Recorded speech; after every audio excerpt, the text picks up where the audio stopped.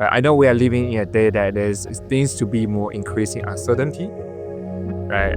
But travel is here long to stay, and travel is the best way to bring everyone to understand each other and understand another culture, and we're just happy to be part of that journey.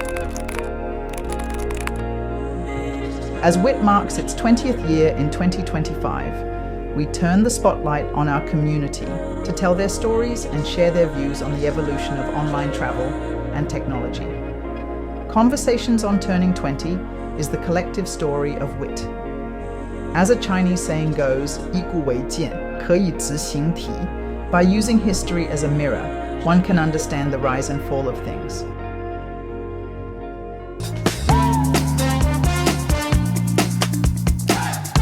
Yes, sadly, I'm already considered a voucher myself in the travel tech space, and I was fortunate enough to be invited to also have the chance to I want to say give back, but also to share my experience with the next gen.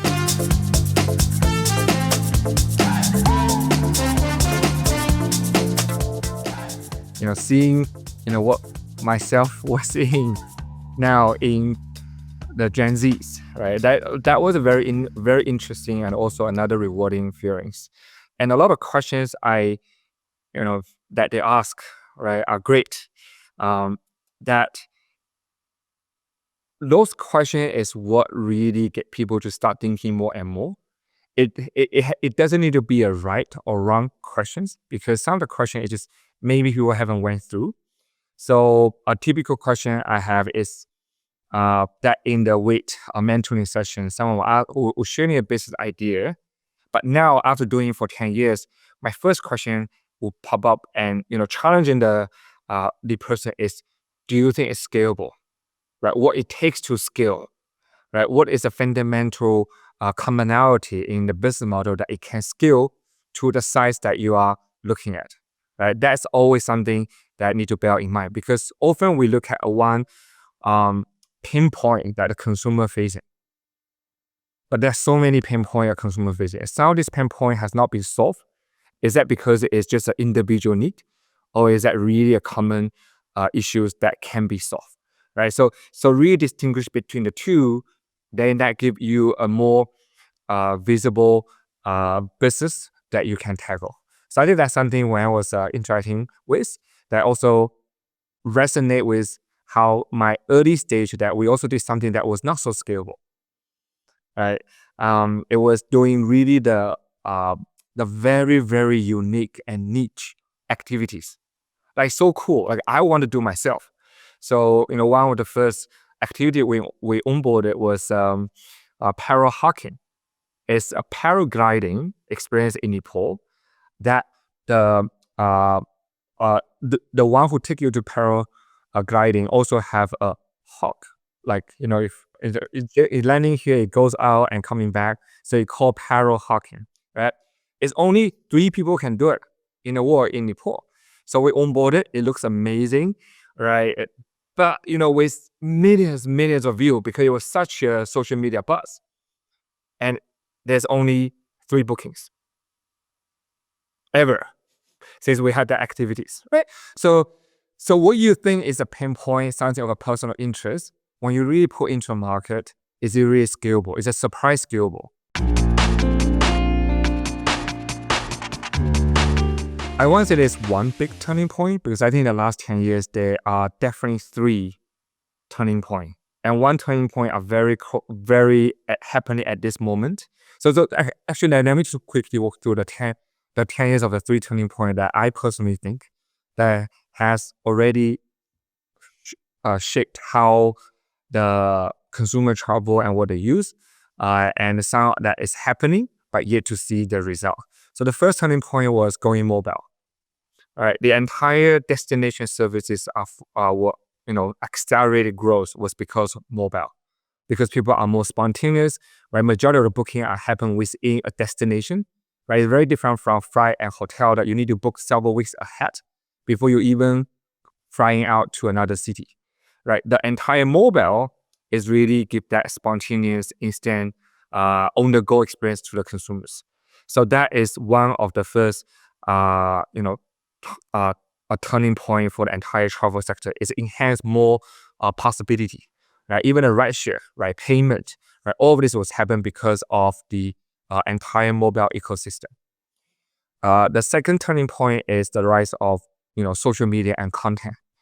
Right. If you look at it 10 years ago, people will, buy a Lonely Planet book and carry with them and travel. Right. And 5, 6 years ago, you will search through Google, right, do some research. And now you actually get inspiration, right? 60-70% of the trip plannings or idea were inspired through, the like of TikTok, Instagram, YouTube, right? Write book in China, right? I mean, for the millennial and Gen Zs. So the way of how information has been obtained and inspire people what to do has also changed in the last 5 years, right?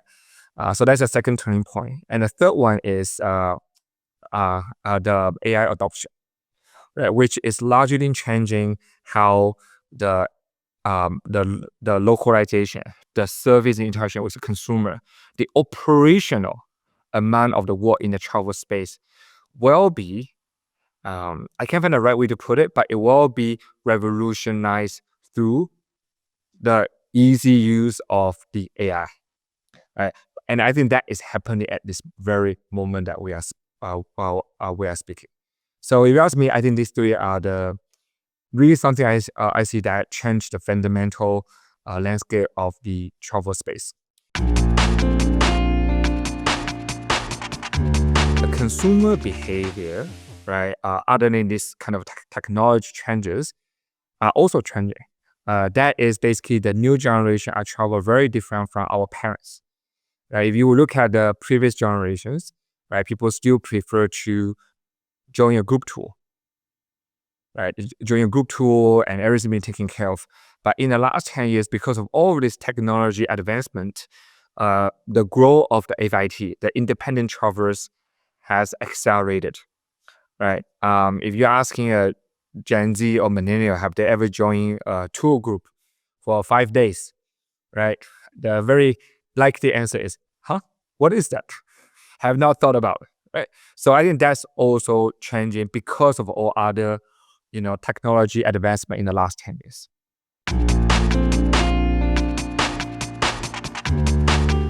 Be more of a specialist rather than a generalist. Okay, I'll come back to that in a bit. And owning the content rather than bypassing information. Okay, because the things are much more transparent and you're cutting so much of the middleman. So be a specialist rather than a generalist. What that means is, traditionally you have the travel agencies and all the players that want to do everything. But once you do everything, you do that one thing in one market. But once, because the mobile, because of the social content, because of the information flow for the Gen Z, things are more integrated globally, even though, different markets have different culture, but people using the same thing, right? So hence, be a specialist in a certain field, you are actually able to scale so much wider in the region and globally, right? Versus do you need to compete in every single field, but in one single country, right? So be a specialist actually bring you so much farther because the work is at your fingertip. Versus you need to learn every single business model and compete with every single person, but in a single market. They will get crashed out.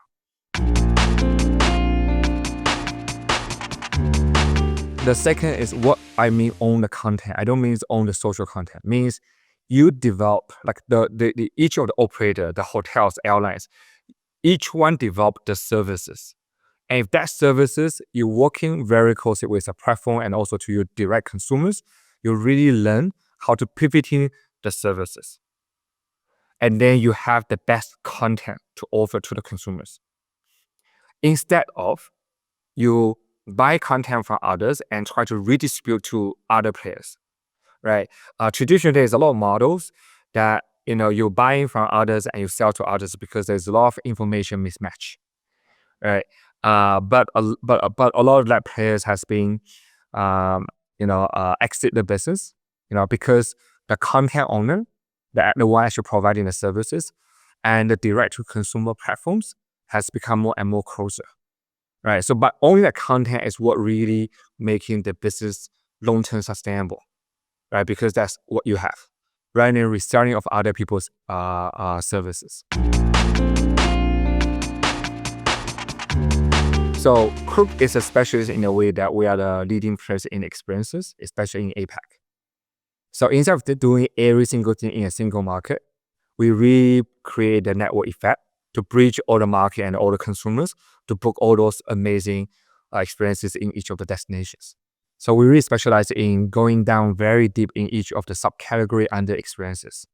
Like, a better spot reservation, you can get a ski lift ticket, and you can get a coach or a coach for your first time ski. You can buy a attraction ticket. So basically very specialized in the destination services, right? And then we expand in the region and globally. So that's why we are the the specialists in the category that we really able to own and going region and global. In terms of content, okay, so that's a bit different because at the end of the day we are a platform, but platform opportunities are happening in entire tech space, right? For platform business, you only have space for the top 3, maximum top 5 if the market is big enough, right? So then you need to create that synergy impact that you don't need to own the content. Then you're working with all the content partners. So we were fortunate enough in the last 10 years to grow into a branded platform that consumer will come and looking for all the experiences. So on the content part, we don't own the content and the services, but we work in the open ecosystem with all the partners that offers the content. So on the second point is a very different timing, right? If 10 years ago that you asked me, then I would say, yeah, there was opportunities for experience platform because the market size is big, right? And then all the right components has kicked in to accelerating the market. Then in that time, right, it is a sort of a winner takes all type of market if you are doing a platform business. But I think that opportunity has bypassing, right? Similarly, when you look at Grab, Shopee, right, it's very difficult to create a network scale of where Shopee and Grab is already at the current stage. Then it's about owning the content, right? If you are operator for running the best services for the airport transfer, right, then you're able to optimizing the operation with your drivers, with your services, and you get the most of the bookings and the best review and the best services to the consumers. I still don't see that. I think only content to me is back to what I fundamentally believe that travel is an ecosystem. Because no matter what content you own, you cannot own that much. What we own is a brand recall for the consumers when they're looking for experiences. They're coming to us. So that gives the incremental demand for any partners that we are working with. So instead of owning a content directly, I think what our job is, right, providing the best services to the consumer, have the most easy to use platform, and continue, invest in our brand of recall for experiences, and then empower the ecosystem to create even more content. So our owning of the content come from our influence and value bring to our content partners, and also coming from other means that we supporting the ecosystem to grow faster. First, with a lot of open source of the LLM model, I think AI actually equalized the field for larger and smaller companies, because it's what you do right rather than how much resource you put to build a model, because every models are there available. However, the data does matters. So the more data and more consumer behavior that you're really understanding, you can make the model more suitable to the consumers.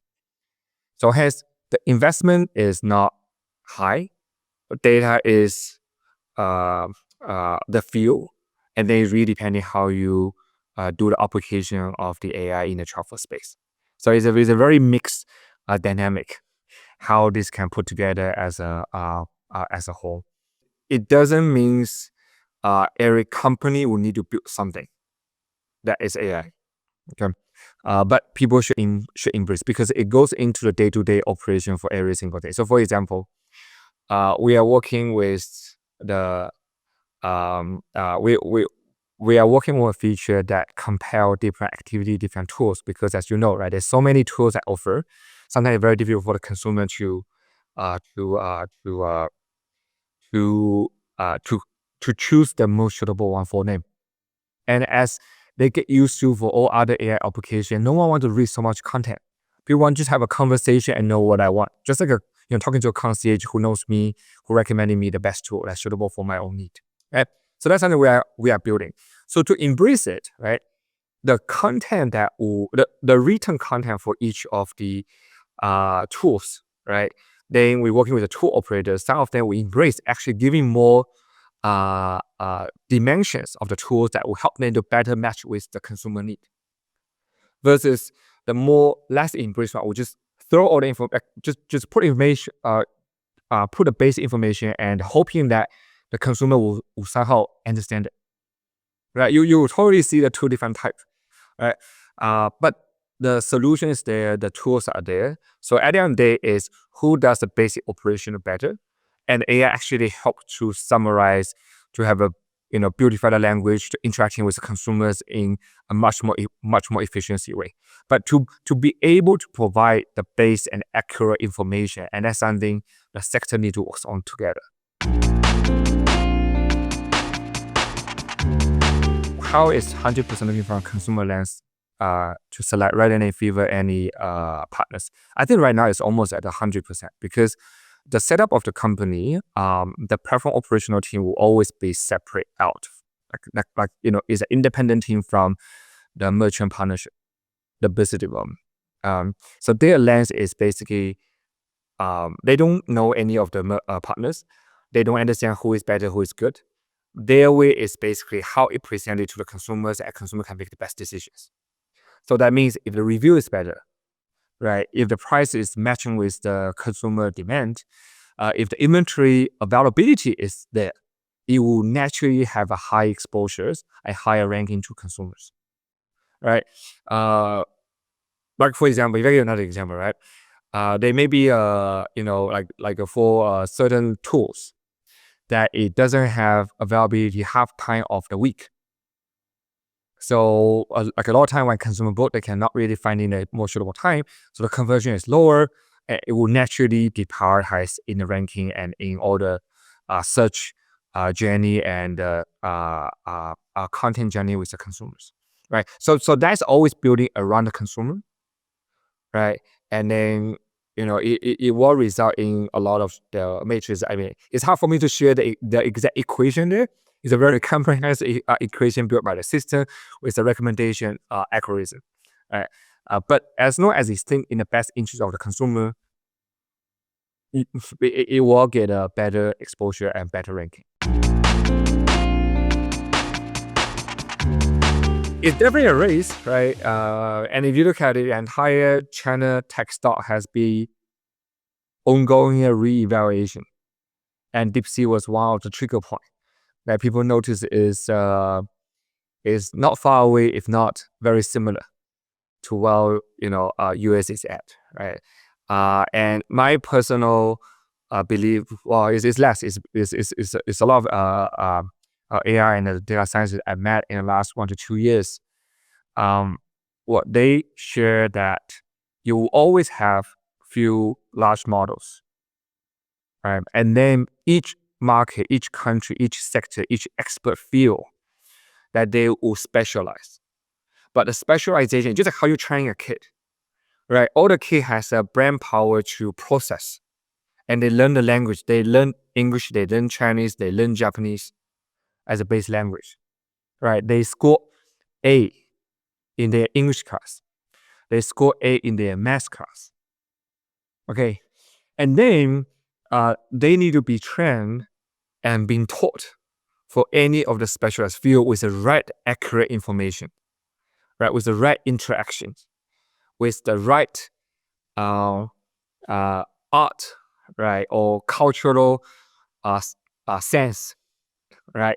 Then you will see so many applications that being very localized in each of the market or each of the field, right? That's generally how it will likely happen, and then fill out into the different field.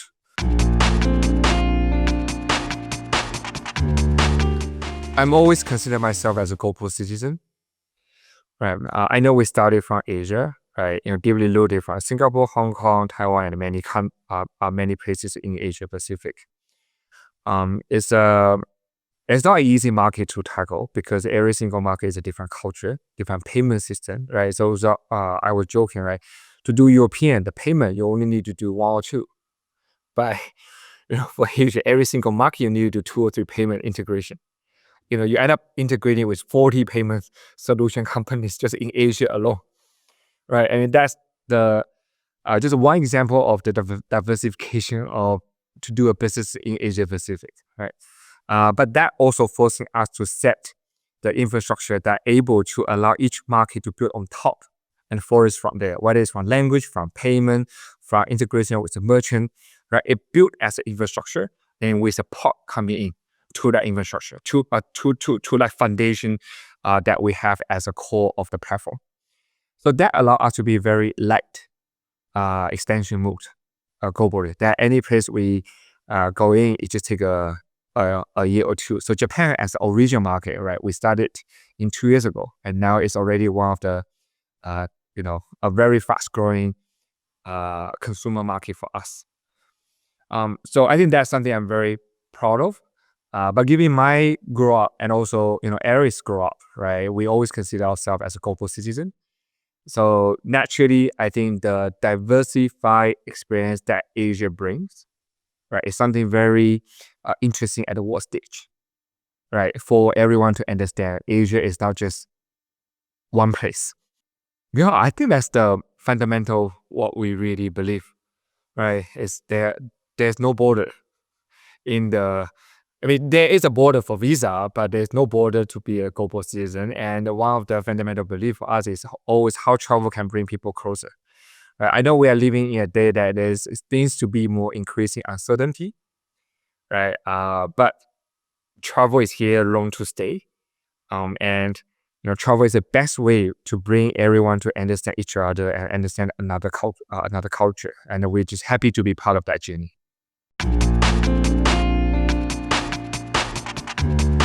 Well, it's not an easy journey, right? I mean, I wish I have a big home market. So my biggest home market is Asia.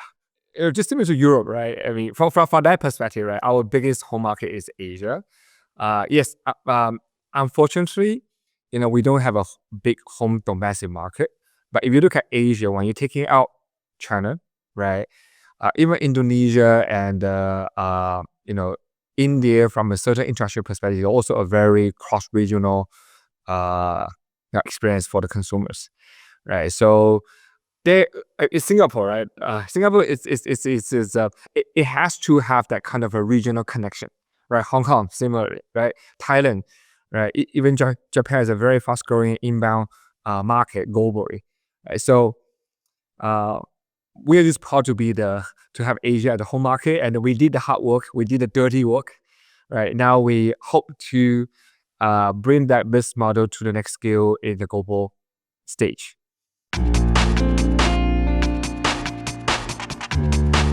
20 years is a very long length, right? If you ask me back in 2005, do I see, which that was the year I went to college, 2005, right?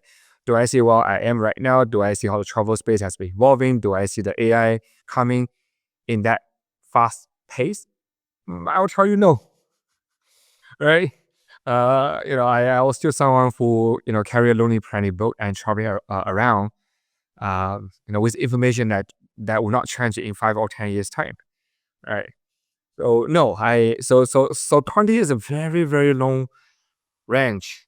But imagine what people can do, right? As soon as human is heading to the right cooperative directions, I do think a lot of things such as space travel, right? Deep ocean travel, like a lot of untouched territory that for for a general market that's able to reach, I do think that will all become possible, right, in a 20 years time.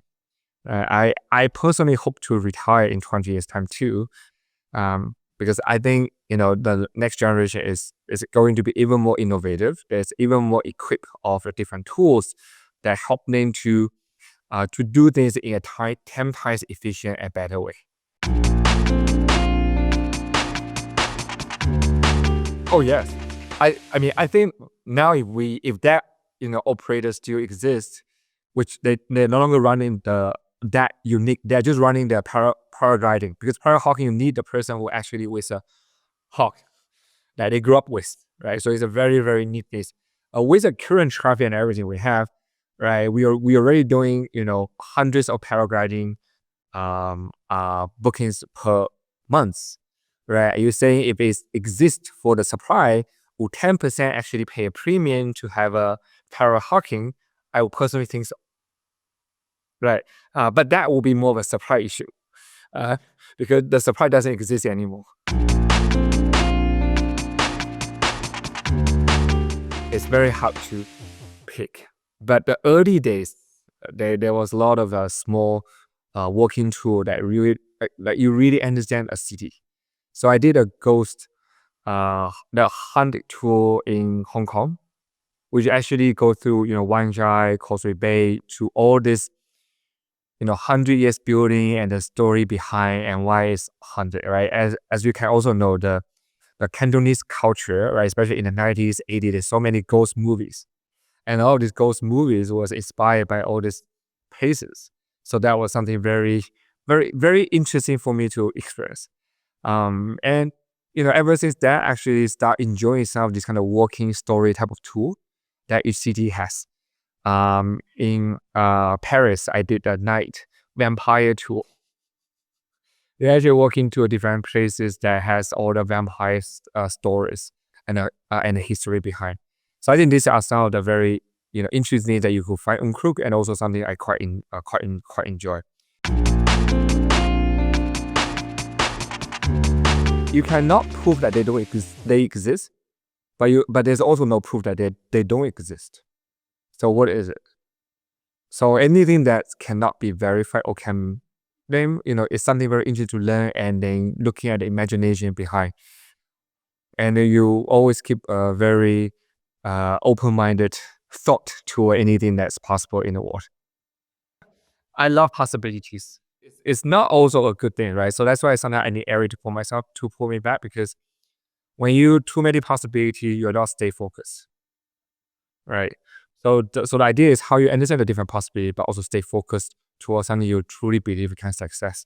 Then coming back to the scalability, the execution, and what is fundamental of that business model.